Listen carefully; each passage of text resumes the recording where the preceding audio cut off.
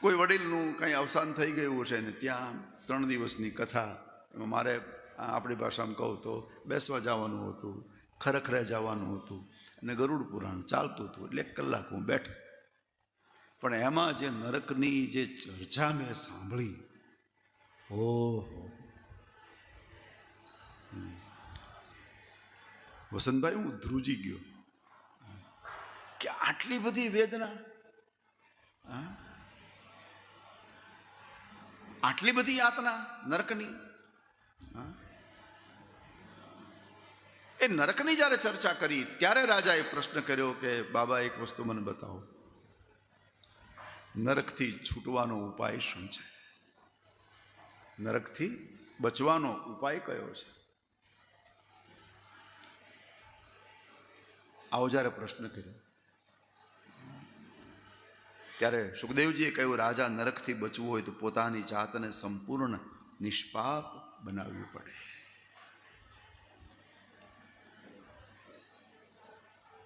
પોતાની જાત નિષ્પાપ થાય તો નરકથી બચી શકાય. પાપનું પરિણામ નરક છે ને, પણ પાપ જ નથી તો પછી નરકની કોઈ સંભાવના. નિષ્પાપ જીવન હોય તો નરકથી બચી શકાય. રાજા ગભરાઈ ગયો, કારણ કે એક ઋષિનું અપમાન કરીને બેઠો છે. રાજાના મુખની રેખા ભગવાન સુખદેવજી વાંચી ગયા અને સુખદેવજીએ કહ્યું, રાજા ગભરા નહીં, ખબર પડે ને કે પાપ થઈ ગયું છે તો પ્રાયશ્ચિત કરી લે. પણ પ્રાયશ્ચિત તો જીવનમાં એકાદ વખત હોઈ શકે. રાજાએ તો પ્રશ્ન ઉઠાવ્યો છે, બાબા પ્રાયશ્ચિત તો પછી હાથીના સ્નાન જેવું ન થાય? પાપ કરે પ્રાયશ્ચિત કરે, પાપ કરે પ્રાયશ્ચિત કરે, પાપ કરે પ્રાયશ્ચિત કરે. હા, એમાં દ્રષ્ટાંત આપ્યું હાથીનું કે ભાઈ હાથીને તમે સુંદર સાબુ ઘસીને સ્નાન કરાવો અને પછી એને બજારમાં ફરતો મૂકો તો એ ધૂળને સૂંઢમાં લઈને ઉછાળે. એને ખબર નહીં કે આખો સાબુ હમણાં બગાડ્યો છે. નવડાવીએ પાછો મેલો, નવડાવીએ પાછો મેલો.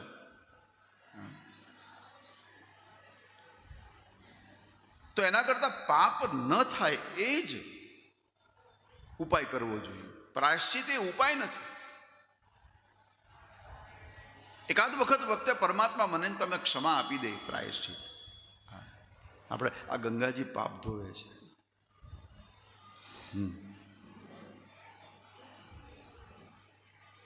આપણા માટે તો બહુ સારી વ્યવસ્થા છે. ભાગવતમાં તો એનો ઉલ્લેખ છે, ગંગાજી પાપ ધોવે.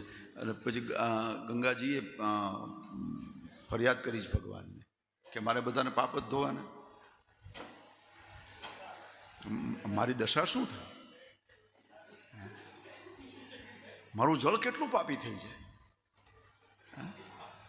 પછી પરમાત્માએ કહ્યું કે માતાજી ચિંતા ન કરો, કોઈ એવો સંત રોજ તમારામાં સ્નાન કરશે કે તમારા લોકોએ ધોયેલા પાપ એ બધું જ જતું રહેશે ને તમારું જલ પવિત્ર થઈ જશે. એવા પણ સંતો હજી વિચારે છે જે ગંગાજીને પણ પવિત્ર કરે છે. ગંગાજી બધાને પવિત્ર કરે, પણ ગંગાજીને પણ પવિત્ર કરનારા મહાપુરુષો છે. એ એટલા માટે સ્નાન કરે છે કે ગંગા પવિત્ર બની જાય. ગંગાજી પાપ ધોવે છે, પણ જાણી જોઈને કરેલા નહીં. નહીતર તો આપણને અવસર મળી જાય ને આખું વર્ષ પાપ કરવાનું. હા, અને દિવાળીએ એક ટિકિટ કઢાવી લેવાની, રૂમ અહીંયા નોંધાવી દેવાનું, 2 દિવસ રહીને 2-3 વખત સ્નાન કરીને આખા વર્ષનું પાપ. ક્યાં ખર્ચો છે? 1000 આવવાના, 1000 જવાના, થઈ જાય નહીં. પંચ પાપની ચર્ચા છે આપણે ત્યાં, જે જીવવા માટે માણસે કરવા પડે છે. એના વગર આપણે જીવી ન શકીએ. જો જૈન દર્શન એમ કે શ્વાસ કાઢવો એ પાપ છે. શું કરશું? આપણો ગરમ શ્વાસ જે નીકળે એમાં કેટલાય સૂક્ષ્મ કીટાણુ મૃત્યુ પામે છે. પાપ છે. એ તો સંપ્રદાય આખો અહિંસાને માનનારો. હા, તમે અગ્નિ પ્રજ્વલિત કરો ત્યાં કેટલાય જીવો બળી જતા હોય. તમે પાણીનું જ્યાં સાધન હોય ત્યાં કેટલાય જીવો એ સૂક્ષ્મ આપણને ખબર પણ ન હોય વહી જતા હોય. આપણે ચાલીએ તો ક્યારેક પગ નીચે દબાતા હોય.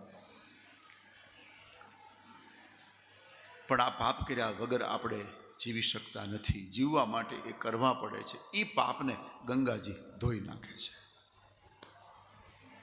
એ જે થયેલા પાપ છે, જે કરવા પડ્યા, અજાણતા થયા છે, એ માં ભગવતી ભાગીરથી પુણ્ય સલીલા પાપનાશીની એને ધોઈ નાખે છે. કવિઓએ તો એમ કહ્યું કે માણસના પાપ તો ધોવાય, પણ પક્ષી આ કિનારેથી સામે કિનારે જાય ઉડીને. પક્ષી આ કિનારેથી સામે કિનારે ઉડીને જાય અને એનો પડછાયો ગંગામાં પડે તો એ પક્ષીને પ્રમોશન મળે છે, એને બઢતી મળે છે. ઉપરથી ઓછાયો પડે ત્યાં તો પંખી પાવન થાય. એનું મનથી જો મંજન કરે તો ભૂતનો સર્જે ભાગીરથી. એ ત્રણ કડકો હાડનો નિરગંગામાં જાય. હા, મૃત્યુ પછી કોઈ ગંગાના કિનારે આવી ન શક્યું અને પછી વખતે એમ થાય છોકરાઓ એ હાડકાની કરચ લઈને આવે. હા, અસ્થિ પધરાવવા. એ હાડકાની કરચ એક વખતે ગંગામાં જતી રહી તો એની 71 પેઢીમાં એ ભૂતનો સર્જે ભાગીરથી. એની 71 પેઢી. આ માં છે ને ભુક્તિ ને મુક્તિ બે આપનારી છે. નમામિ ગંગે તવ પાદ પંકજ સુરૈર વંદિત દિવ્ય રૂપમ ભુક્તિંચ મુક્તિમ. ભુક્તિ અને મુક્તિ. સાચા હૃદયથી માને ભજે ગંગાજીને તો આ સંસારની વ્યવસ્થા પણ માં કરી દે અને મુક્તિની પણ વ્યવસ્થા કરી દે છે. મુક્તિમ ચ ભુક્તિમ ભુક્તિમ ચ મુક્તિ દદાસી નિત્યમ ભાવાનુસારેણ સદા નરાણા. પાપનો ઉપાય છે, પાપ ન થાય. એટલે સુખદેવજી આમ અંદર સુધી ગયા છે આ વિષયમાં કે ભાઈ પાપ થાય ક્યાં સુધી? જ્યાં સુધી માણસમાં અજ્ઞાન હોય ત્યાં સુધી. પાપ થતો હોય તો સમજવાનું અજ્ઞાન છે. અજ્ઞાની પાપ કરે. હવે અજ્ઞાનને ખાળવા માટે, અજ્ઞાનને કાપવા માટે, અજ્ઞાન જતું રહે એટલા માટે જરૂરી છે જ્ઞાન. પણ જ્ઞાન છે ને એ આમ સલામત માર્ગ નથી. જ્ઞાન સારી વસ્તુ છે, બહુ સારી વસ્તુ. જ્ઞાનથી ઈશ્વર મળે છે.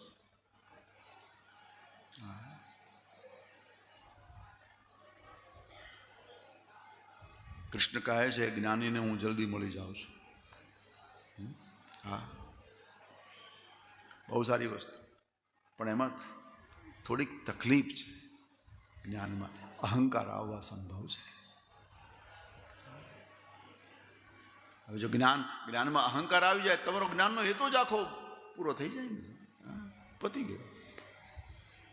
એટલા માટે મહાપુરુષો એમ માને છે કે જ્ઞાની ઉપર ચાલે છે અને ભગત નીચે ચાલે છે. ઉપર ચાલે અને પડવાની બીક હોય, નીચે ચાલે અને પડવાની બીક નથી. ભગતના પતનની સંભાવના નથી. ભક્તિ કરે એનું પતન ન થાય. જ્ઞાનીનું પતન થઈ શકે છે.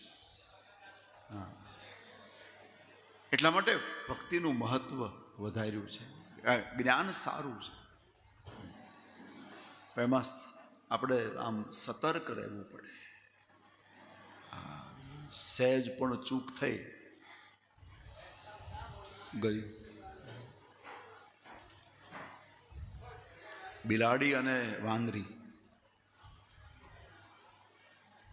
બેનો પ્રસવ સમાન છે એમ કહેવાય છે. બિલાડી એક કરતાં વધારે બચ્ચાને જન્મ આપે છે અને વાંદરી પણ એક કરતાં વધારે બચ્ચાને જન્મ આપે છે.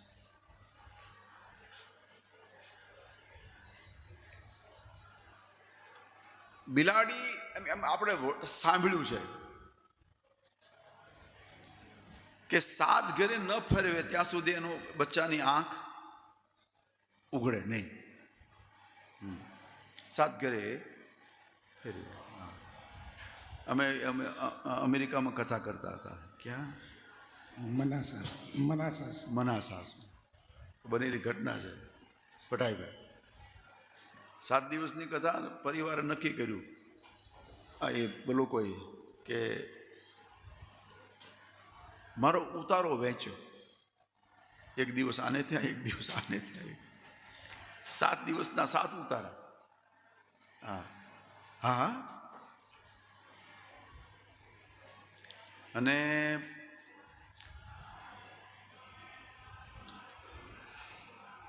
મારે કથા પૂરી કરી આવું ઉતારે એટલે ઠાકોરજીનું સંધ્યાવંદન કરીને ઠાકોરજીને લઈને બીજે ઘરે, ત્યાં પાછા ઘરે પાછા આમ સાવ નજીક ન હોય, દૂર દૂર.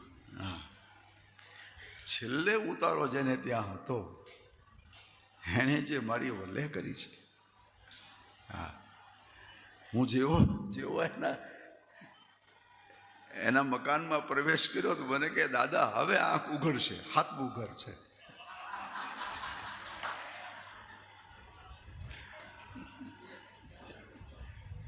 હવે આ 7મું છે. હવે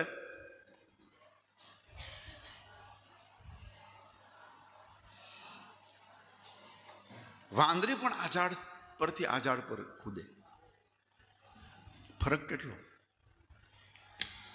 બિલાડી એના બચ્ચાને મોઢામાં પકડી અને બીજા ઘરે લઈ જાય. પણ ઉંદરને પકડે ત્યારે બિલાડીનું મોઢું જુદું હોય અને પોતાના બચ્ચાને પકડે મોઢા મુખથી, એ મોઢું જુદું હોય. ફેરવી લે. ત્યારે વાંદરી એ જ આ ઝાડ પરથી આ ઝાડ પર કૂદે એટલે બચ્ચાને કે મારા પેટે ચોંટી જાઓ. જો હું કૂદવાની છું, બરાબર મજબૂત પકડી રાખજો. બને તમારા હાથ ઢીલા પડ્યા તો પડશો તમે, મરશો તમે. મારી માત્ર જવાબદારી, હું તમને મારું પેટ પકડવા આપું છું. મજબૂતાઈથી વળગી રહેવું તમારા હાથમાં છે. આ જ્ઞાન છે, પેલી ભક્તિ છે. ભક્તિમાં બધી જ વ્યવસ્થા ઈશ્વર કરે છે. અનન્યામ ચિંતયંતો મામ એ જના પર્યુપાસતે તેષામ નિત્યામ વિયુક્તાનામ યોગ ક્ષેમમ વહામ્યહમ. કૃષ્ણ ભગવાને ડોક્યુમેન્ટ્સ કર્યો છે, દસ્તાવેજ કર્યો છે. અનન્ય ભાવથી મારું ભજન કરશે એની યોગની અને ક્ષેમની વ્યવસ્થા હું કરીશ. યોગ એટલે ભજન અને ક્ષેમ એટલે ભોજન. યોગ એટલે સાધન, સાધના. આ યોગ અને ક્ષેમ એટલે સાધનો. આ બે વ્યવસ્થાની જવાબદારી મારી. શરત એટલી, અનન્ય ભાવ, અન્ય નહીં. અનન્યનો અર્થ છે, મેં ગઈકાલે કહ્યું ને, ઓપ્શન નહીં, અન્ય નહીં.